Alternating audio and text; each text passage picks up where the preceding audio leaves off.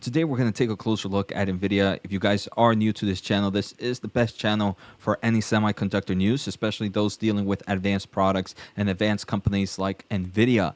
So what I want to do today is take a closer look at NVIDIA, but more importantly, a lot of their data center solutions and discussions that they had during their earnings call. I previously did an earnings overview where I took a closer look at everything happening within this company. Like I mentioned today, I really want to focus into that data center market. We can see as I am recording, the stock is sitting at roughly $456. Year to date, the stock is still dominating up 219%. But I do believe in earlier, after the company reported earnings, we can see the stock kind of gave back those earnings gains and is kind of sitting at, it's down roughly 10.7% from its earnings high, which I think is pretty insane. Again, let's take a closer look in today's episode. All right, so even though this is mainly focused on the data center, I just want to give a very, very quick overview. Like I mentioned, if you want to see more about this company and a more in-depth on their earnings, make sure to check out my previous video. But we can see earnings per share were $2.70, which beat expectations by 26%. Revenue was $13.5 billion, which surprised analysts by roughly 20% again. Analysts were expecting revenue of roughly $11.3 billion. We can see previously when NVIDIA kind of gave us that guidance, they gave us a guidance of roughly $11 billion. They said, psych, we actually made it 13.5%. If we could take a closer look at that 13.5 billion, we can see most of that revenue is coming from the data center market, obviously thanks to all their AI chips, the H100, the DGX systems, and everything else in between, from the Ampere line to all the other kind of data center solutions that they have announced and their networking solution. They also kind of gave us an outlook for quarter four, for quarter three. For quarter three, they're estimating roughly $16 billion in revenue. I think that is insane, right? So now analysts have upgraded their projections for NVIDIA. They're kind of now projecting, again, that $16 billion that NVIDIA just mentioned. But before earnings, we can see analysts were expecting somewhere around $12.4 billion for quarter three. So we can see the huge growth and how this company just dominated analyst expectations. I also wanted to take a closer look at the full year estimation. For the full year, analysts originally, prior to earnings, were expecting somewhere around $44 billion for the full year. Now analysts are expecting somewhere between $54 billion. So in just one earnings, numerous analysts started to upgrade their revenue expectations, and on average an extra $10 billion. I believe this is insane. And that's why later this week, or I'm pretty sure tomorrow, I will be taking a closer look at NVIDIA's valuations. There's so many people wondering, hey, why is the market valuing NVIDIA at over $1 trillion at the moment? I'll definitely kind of cover a lot of that in tomorrow's episode. So make sure to stay tuned. Before we go and take a closer look at their data center market, I just want to say thank you guys for the support. We hit 27.5 out of nowhere. I want to say thank you so much. I'm trying to hit 30,000 by the end of the year. If you haven't subscribed, make sure to hit the sub button. If you guys don't know, I'm huge into the semiconductor market, master's degree in electrical engineering. I worked at some amazing companies, and I just enjoy this industry. So I do have a membership where I have weekly exclusive videos. I also have a Discord channel that just came out. Make sure to hit join to kind of get that offer there. If you want a special offer for the Fool.com, check out Fool.com/Jose. Finally, if you want a free newsletter, check out josenaharo.substack.com for my weekly free newsletter. Finally, I want to thank The Motley Fool for sponsoring this video, and check out Fool.com/Jose for the 10 best stocks to buy now. With that link, you get a promotional offer for the subscription service. Now, let's continue with today's episode. All right, so let's start off with capacity. One of the big things is when developing a lot of these semiconductor solutions, especially the H100, they need to do additional packaging capacity or advanced packaging where there is a huge bottleneck, and that's what's really, unfortunately, kind of creating a wall for NVIDIA's revenue.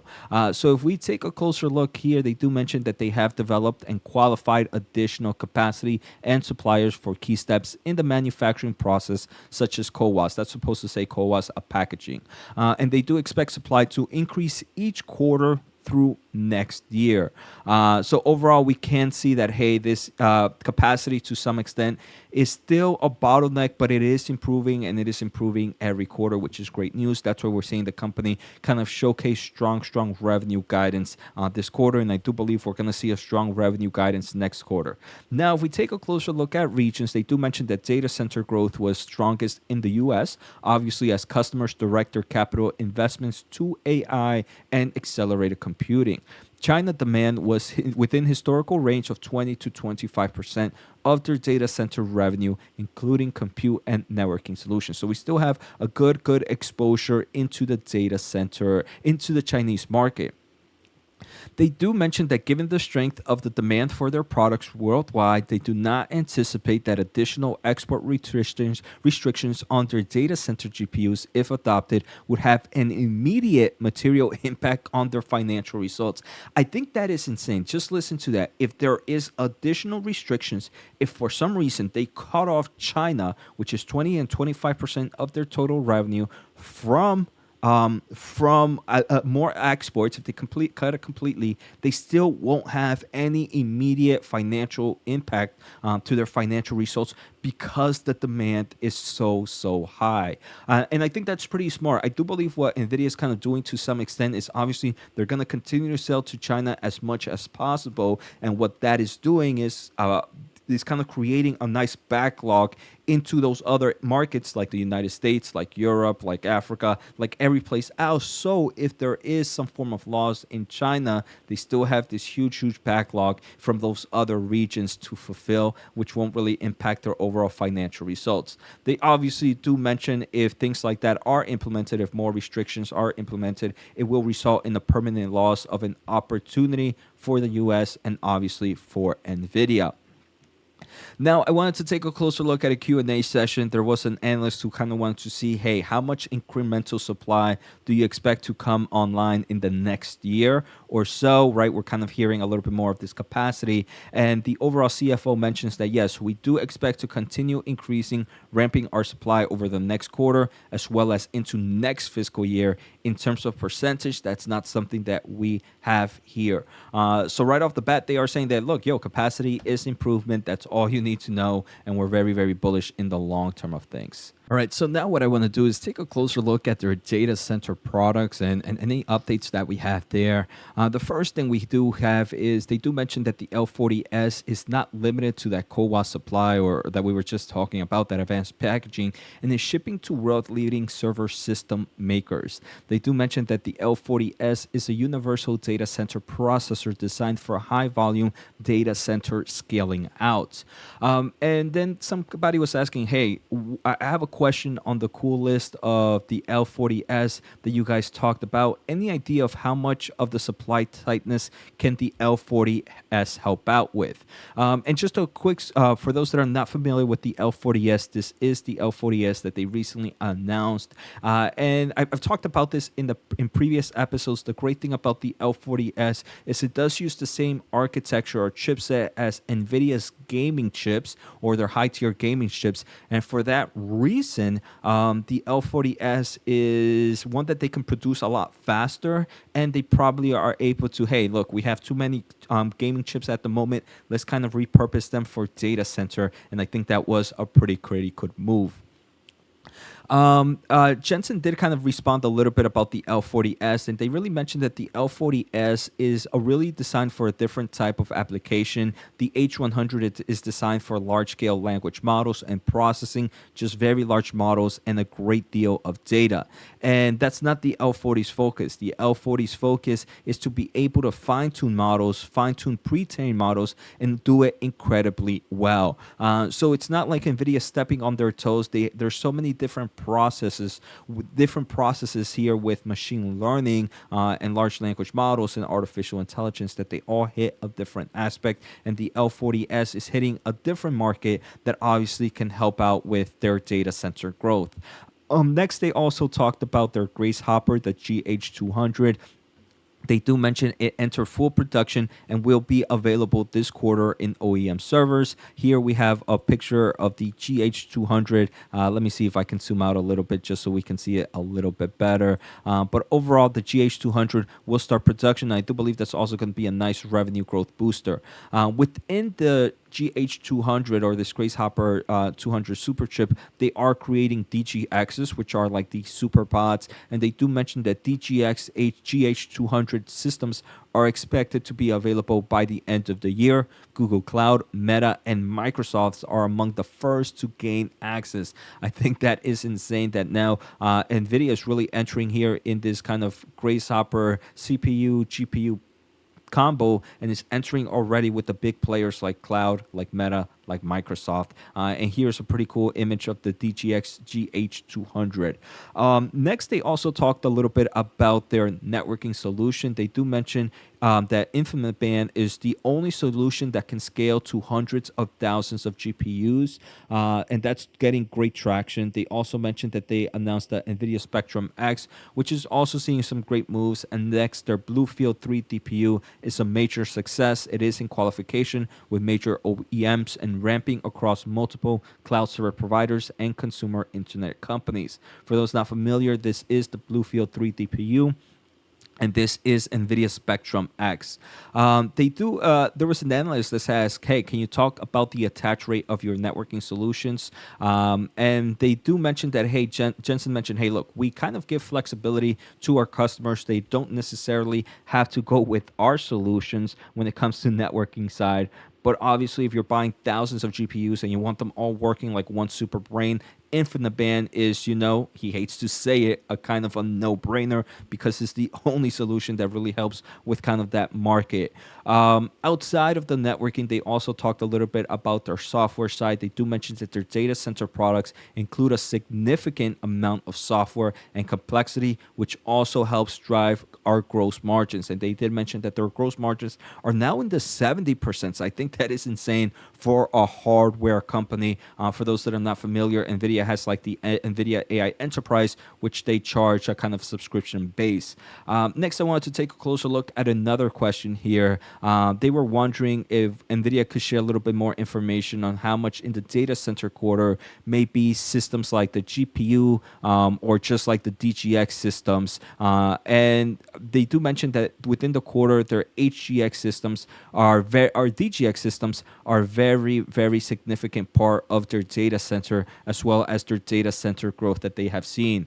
For those that are not familiar, NVIDIA has these kind of systems, the DGX H100, which are pretty much just small supercomputers already being able to purchase. They come with 8 NVIDIA H100s with dual core, with dual Xeon CPUs, with NVIDIA switches, with NVIDIA other forms of networking solutions. So that's for the new generation, the H100. Their previous generation was the Ampere line, and the Ampere line are also selling out the DGX A100, which comes with 8 NVIDIA A100 GPUs, and this one comes with AMD's third generation Epic Core processor. So they're seeing good traction in both those moves. Now, the final thing I wanted to take a closer look at is guidance and long-term outlook. And what we have here from NVIDIA, they do mention that, hey, let me turn to the outlook for the third quarter of fiscal 2024. Demand for their data center platform for AI is tremendous and broad-based across industries and customers, and their demand visibility extends into next year. I think that is insane. And their supply over the next several quarters will continue to ramp as they lower cycle times and work with their supply partners. They also mentioned that additionally, the new L40S GPU, which I have been talking about for the past few weeks since it's been released, will address the growing demand for many types of workloads from cloud to enterprise. There was a question that, hey, Jensen, the question is for you, is when we look at the overall hyperscaler spending, that pie is not really growing that much. So what is giving you the confidence that they can continue to carve out more of that pie for generative AI?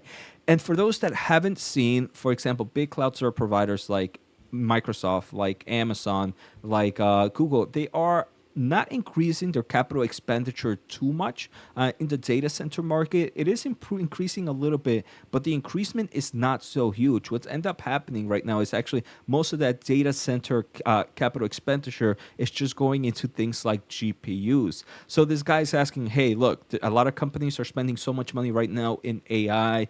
When is this going to stop growing?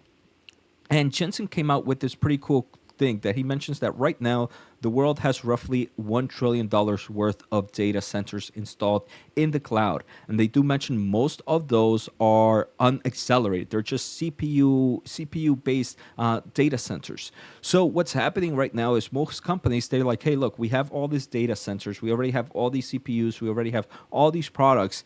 Now we have this $1 trillion worth of data centers that we want to accelerate. And the main reason that acceleration is happening is for two things. Accelerate computing in cost effectiveness is better. And second, obviously, generative AI.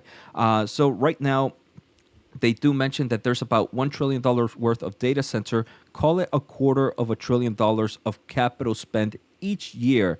You're seeing that data centers around the world are taking that capital spend and focusing it on two most important trends of computing today: accelerated computing and generative AI. So I think that this is not a near-term thing. This is a long-term industry transition, and we're seeing these two platform shifts happening at the same time. So there, in forms of Jensen, obviously he is the CEO of this company, so he has to give a huge bullish trend and a huge kind of bullish push for their products. But Jensen says that this is not a short-term thing. This is going to continue, especially as companies still have $1 trillion worth of data centers to accelerate.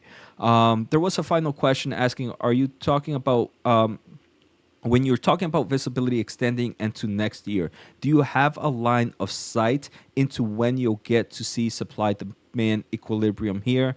And Jensen just mentioned, yes, we have excellent visibility through the year and into next year. And we're already planning the next generation infrastructures with leading cloud server providers and data center.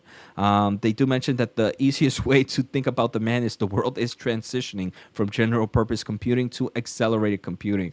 Right off the bat, that's saying that, hey, look, there's too much demand right now. We don't see it dying down anytime soon. So that's all I have for you guys in today's episode. I think we took a closer look at a lot of things. I really like going over this product update. Obviously, we took a look at the capacity and the exposure to China, and then obviously that long-term outlook. So if you guys enjoyed the episode, make sure to hit the thumbs up, make sure to hit the subscribe button. Like I mentioned, later this week I will, or tomorrow, I will be doing more of a valuation on Nvidia. And if you want to learn more about the semiconductor market, make sure to hit that join on that membership program. So take care, have a good day, and see you next time.